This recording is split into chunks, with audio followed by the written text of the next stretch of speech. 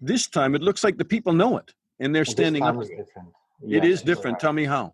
Lukashenko, for them, it's like the artifact from the past. Someone who is like from the school books. They don't affiliate themselves with him, and they don't want to live in the country managed by him. Hi, everyone, and welcome to another edition of Backstory. I'm Dana Lewis. We have just finished putting up our report on Europe's bad boys in the last edition. How Poland and Hungary have rolled back press freedoms and are autocracies playing at democracy, but undemocratic. And now, Belarus.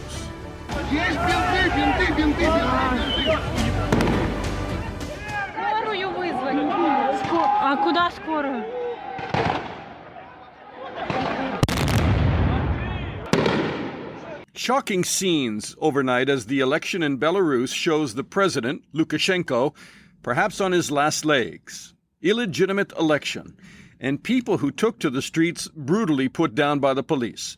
But this time the voters know they've been had, and Belarus may never be the same again. People are standing up to authority. Joining me now is Franack Viacorka, who is a journalist who was born in Belarus, and he's a movie maker, and he was even expelled from journalism school in Belarus. Why is that, if I can start with that? The problem is that if you're active, if your opinion is different from the opinion of authorities, you're always under pressure, under risk. I started my activism, let's say, when I was 13 years old. That was the time when I was first time detained. It was 2001 presidential elections, and I and my cousin, we took the spray and we wrote on the wall, on the building fence, "Выбирай," elect, go to elections. That was the first mobilization campaign asking people to go to elections and vote against Lukashenko. And now, 19 years after, we're still there, we still have Lukashenko, and we still call people to vote and to bring changes to the country. All my life just passed under the flag of dictatorship and the struggle against dictatorship. Mm-hmm. I was studying in underground school, the underground school in different underground apartments, because the school where I was studying, it was closed by the government as the nest of opposition.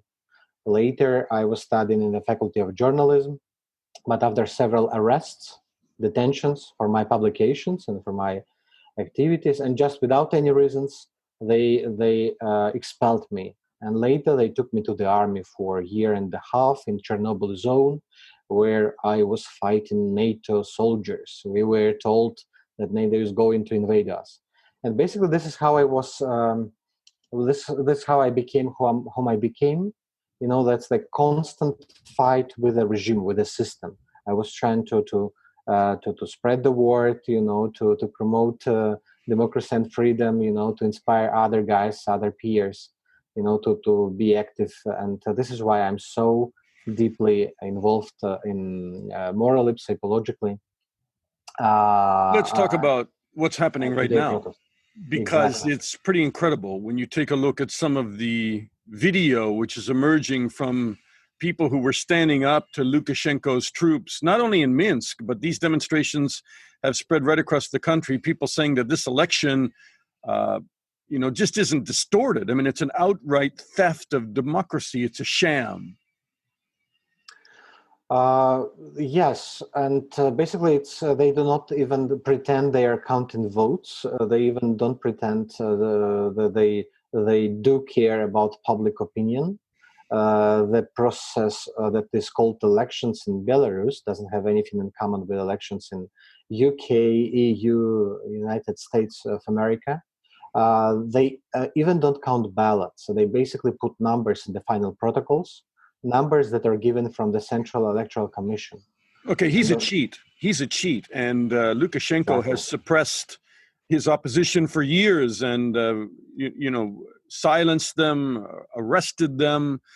But I mean, this time, it looks like the people know it and they're standing up. This time is different. It is different. Tell me how. It's a very unique situation. We never saw such mobilization as we see right now. The new generation of people just raised people of generation of YouTube, Instagram, and Telegram messaging app. They don't care about Lukashenko's ideals, Soviet past, communism, all this nostalgia about 80th. Lukashenko, for them, it's like the artifact from the past. Someone who is like from the school books. They don't affiliate themselves with him, and they don't want to live in the country managed by him. They travel abroad. They are very liberal, innovative, creative. They do a lot of cool stuff, and authorities just limit them from doing cool stuff. And this is why yesterday they just decided to speak out. This is the moment when they spoke out against the past. And Lukashenko responded by sending his troops to the street. I mean, some of the scenes are quite violent. In Minsk, for instance, in the capital. Does that disturb you, what you've seen? It's very disturbing. It's horrible. De facto, we had state of emergency yesterday in Belarus. All the entrances to Minsk and other bigger cities were blocked by police cars and by a regular army. The troops were put in the city center in Minsk, in Homel, in Brest, and the police were given order to brutally disperse protesters. They used water cannons, pepper sprays. They also used the grenades, the stun grenades, light grenades. And we have many people injured. We have one person dead, many people in very critical state. So I think we will know more names of more victims soon. Tell me about the opposition candidate. I mean, she is essentially a reluctant recruit. I mean, she is not a longtime political activist. Her husband was arrested. Can you just give me her background and why she has been able to kind of galvanize people right now and people are following her? That's an amazing story. 2 months ago, she was not politically involved at all. She's a neophyte who was never interested in social life. But after her YouTube channel about the life of regular Belarusians in province, she began learning what's happening in her country. She belongs to this generation raised under Lukashenko, who were never exposed to alternative opinion, who were never exposed to opposition media, to foreign press. And she discovered Belarus reality through the YouTube channel of her husband. Her husband told her, "I'm going to run for president." He did it, and he was jailed. Now he's in prison. And when he was jailed, she said, "Okay, if he's in jail, I will run on his behalf." And she did that. She registered her initiative group. She collected 100,000 signatures. And then when all other candidates were withdrawn by Lukashenko, all others unified around her. She's just like a candidate by accident, and she's pure technical candidate. And this is why she's so powerful. She says, "I don't want politics. I'm not politician. I just want new elections." And this makes her extremely popular. So what happens now? I mean, first of all, a lot of the people that galvanized around her have had to flee the country, fearing arrest. I mean, some of them have left and are talking from other parts of the world right now. So she is still there. She was in hiding. Then she came out for a brief period just on the eve of the elections. I assume she's back in hiding or will soon be under arrest. She is in Minsk. That's the most important. And she is not arrested yet. This is also important. Most of the activists of her team and other teams are either in arrest in custody or abroad or hiding. Lukashenko made a huge repressive campaign before elections. More than 1,500 people got detained for last 2 months. And for now, almost no one who can lead the crowd, I would say, who can speak out publicly, is free.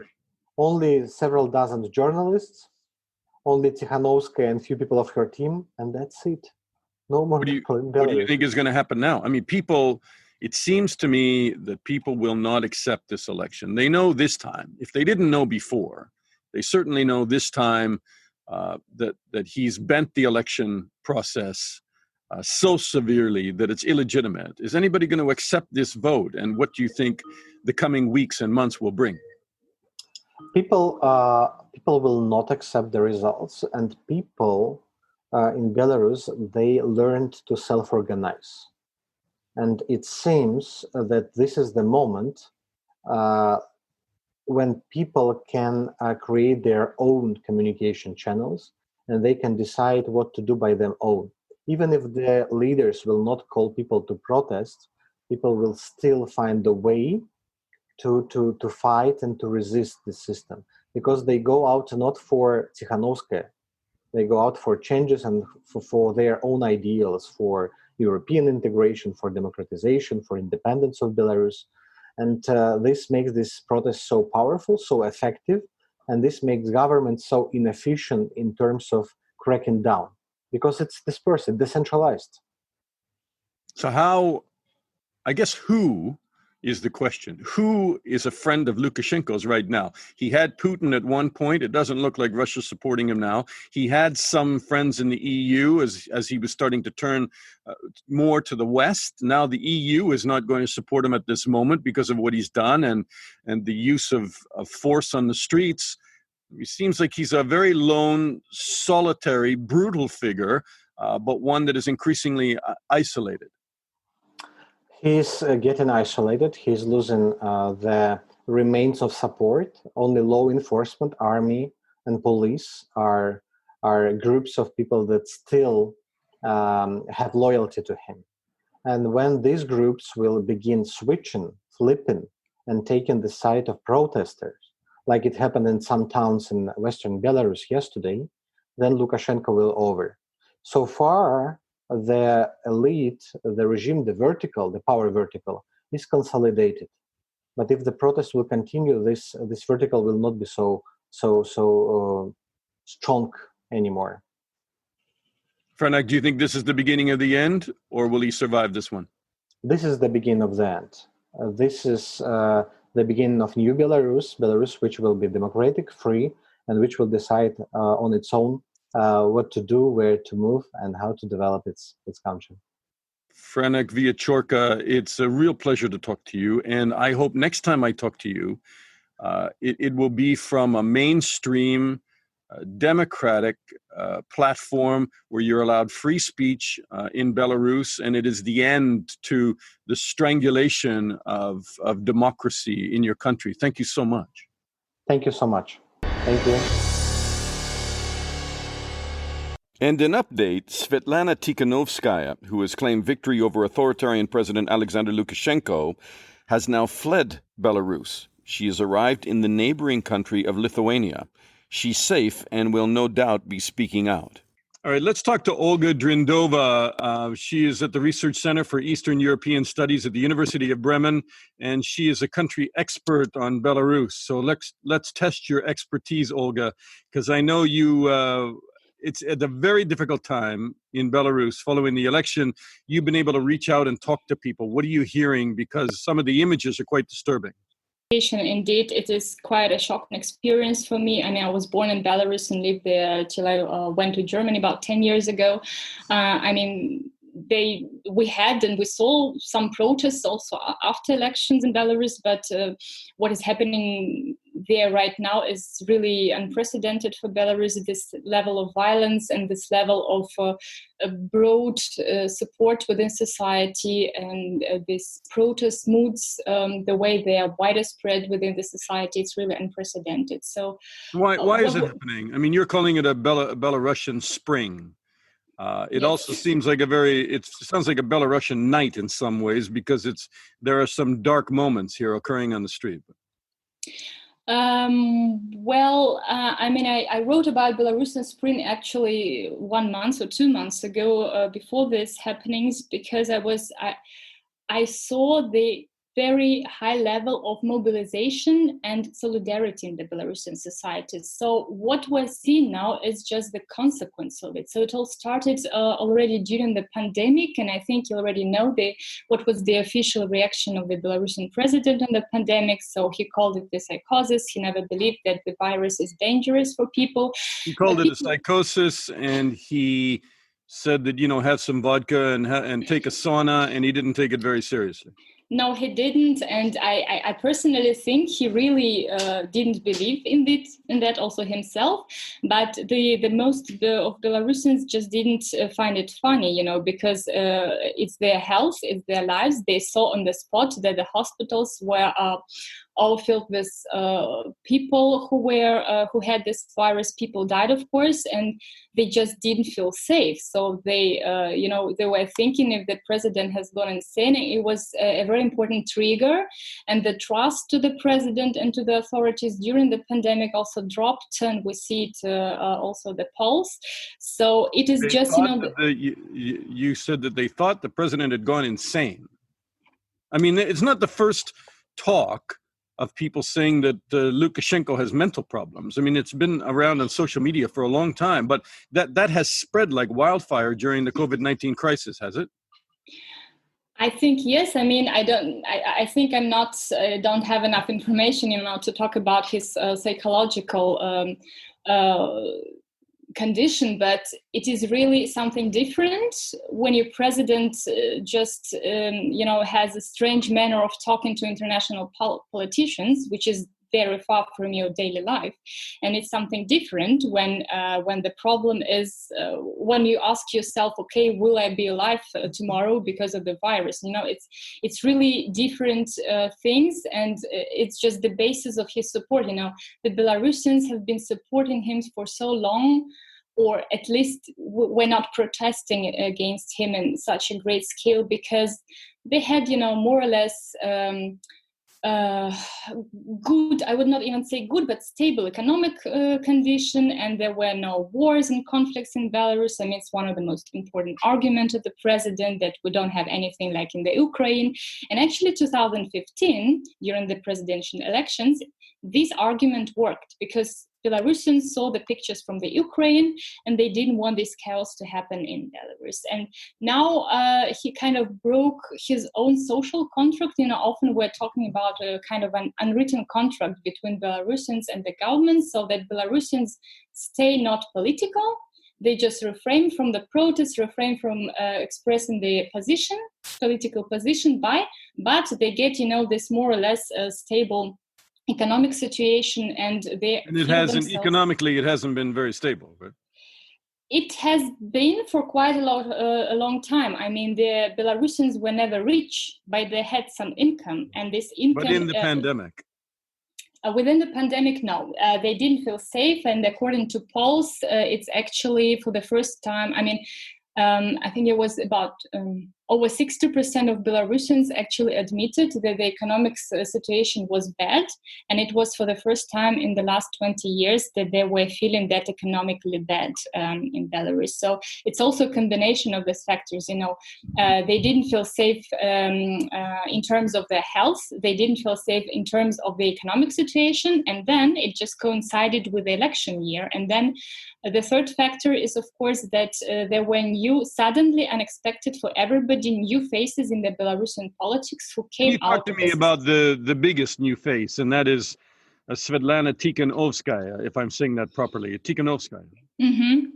Well, she actually was not the biggest face. The biggest face was Mr. Babarika, who is now jailed, and he was ex-head of Belarus Bank, and he was actually the most popular, could have been the most popular alternative candidate, but he was arrested because authorities understood that he was popular. Now what we have with the Tikhanovskaya is quite a different story. She's just a wife and a housewife. She's a wife of Sergei Tikhanovsky, who was also one of the new faces in the Belarusian politics, but he was another type of the face. He was a YouTube blogger. He still is. He was traveling for just about 1 year through the regions of Belarus, and the economic condition of the regions is quite bad in comparison to Minsk. And so he was jailed. He was jailed because he was given these people the opportunity to talk about those problems, and then published it on YouTube, and he became extremely popular. And that is the reason, not the official one, but the real one, why he was jailed, because the system saw that he was actually perceived as a leader within those within these regional society groups. So what is going to happen to Svetlana Tikhanovskaya? First of all, Do you believe, I mean, it's some of the polling stations are saying that she got huge numbers. Do you believe that she was probably elected? And what happens to her now? The fate of opposing Lukashenko is not very promising, and most people wind up in jail. I don't really know because, I mean, it could be, should be maybe not everywhere, but anyway, if we had free and fair elections, I would say that we would have a second tour in Belarusian elections, but there was never a second tour. So Lukashenko always won with, I don't know, 60, 70, 80%.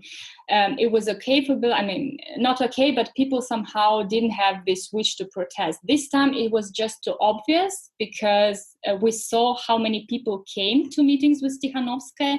And one of the reasons for her success is actually, it's very funny because she's not a politician, but it's also the reason why she was popular, because she wanted to initiate new elections and she didn't actually want to stay in power. So people just believed her. She became symbol of solidarity and protest in Belarus. So people just wanted to change it. They didn't really care who comes after president. Why did they start calling him? Why did they start calling him online Sasha 3%? For people who don't speak Russian or Belarusian, Alexander is the long form for the short form of Sasha. Sasha is the short form for Alex, and they started calling him Sasha 3%. What's that all about? Normal Sasha 3% is a meme, is political meme, or even political kind of political mobbing even of the president, and it's become extremely popular. So the reason was there was some unofficial online polls made by independent online state media.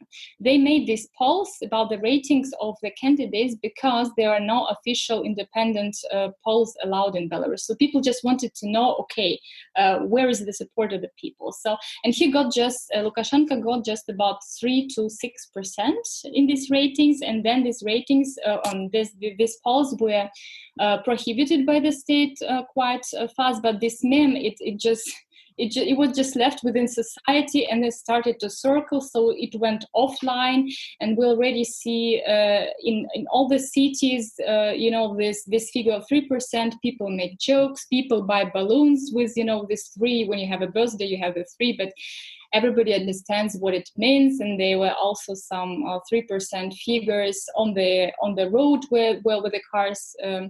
The car roads. So it's really become, I mean, of course it's not true. I don't believe that his rating is 3%. I think it's about, I don't know, maybe 20, 25, 15, but not certainly really, not 80%. No, not that, but you still, have this whole state system that was working for him, and the whole military structures and security structures. But this man had a very important function because it showed people it was a kind of, the president was not legitimate anymore, and people showed they didn't have any respect to him.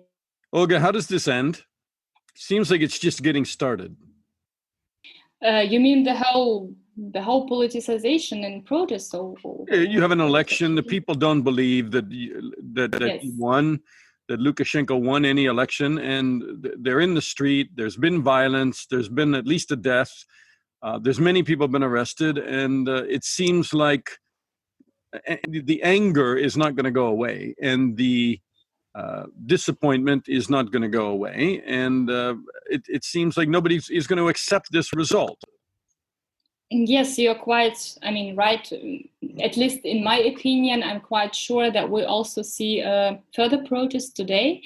People were scared, but people, after they were dispersed, quite a lot of them came back once again. So people are scared to be scared, and it's a new level of political activity in Belarus you never saw before. I think people will protest once again. We already have information that one of the state enterprises in Belarus has begun a strike. And now in these Telegram channels, which are, by the way, in this election campaign, a very important source of information and one of the most important source for politicization, mobilization of people. So there are already calls for a nationwide strike starting for tomorrow. We still don't know how many state enterprises will join this strike, but there are these conversations. The problem is a bit that most Belarusians still don't know what has happened because they still don't have internet. So, I mean, we're talking to you right now, and the whole international community already has seen this picture. But Belarusians, they just have private contacts. They send each other some pictures, but they don't really have a whole picture. So I think people will just start to organize themselves. And it also depends on the reaction of Tikhanovskaya, because so far she has not called for protest. So far she's only called for people yesterday to come to the election polls and to make, this psychological pressure on the election commissions, which actually worked at least 85 polls, right? I'm not going to let you get away so easily, and I'm going to try to corner you on this. Is Lukashenko finished, or do you think he will try to hold on? Both. I mean, I don't see any, conflict here. He's finished within society. He was already before the election, but now after this violence, after the blood and after the death, Belarusians have never had death during a protest. It's quite new. It's not Ukraine. It's not, other states. Belarusians are a peaceful nation, and they were peaceful yesterday. They're quite shocked. So he's finished psychologically, sociologically, but he will try. I mean, of course, he will try to stay in power. But the question is, to which level of violence against people are you ready, and what reaction, of course, also from the West will come. It's also a very important factor. And thank you very much that you are, trying to spread this information, because it could also be a kind of international pressure on what is happening in Belarus. So I don't really see. Maybe a month ago, I would say, okay, he would be re-elected, repressions, but, people would still kind of have to invent some large-scale protest actions after 1-2 years after elections. But after this bloody scenario yesterday, I think people are just furious. They were angry with him, but now they could be hating him. And it's, another level of reaction that can come from society. Olga Dryndova talking to us from Bremen. Olga, thank you so much for sharing your thoughts, and the perspective is really important now. And I think Russia must be watching and maybe rattled in the Kremlin, seeing what's going on in Belarus. And there are some other former Soviet countries where democracy has been stillborn. And I think we all watch these things and wonder if democracy is going to take root or it's going to continue to be canned by people like Lukashenko. So thank you for your comment. Thank you also. Aleksander Lukashenko is no friend to the West, and he's not exactly pals with Russian President Putin. And now he's isolated more than ever. And people who live under his rule seem to be saying again and again, we don't want you anymore. And we won't have you anymore as the last dictator in Europe. It may take days or weeks or months for this to play out, and we'll be watching. That's this edition of Backstory. I'm Dana Lewis. Share this. It's important people understand what's happening. And subscribe. And I'll talk to you again soon.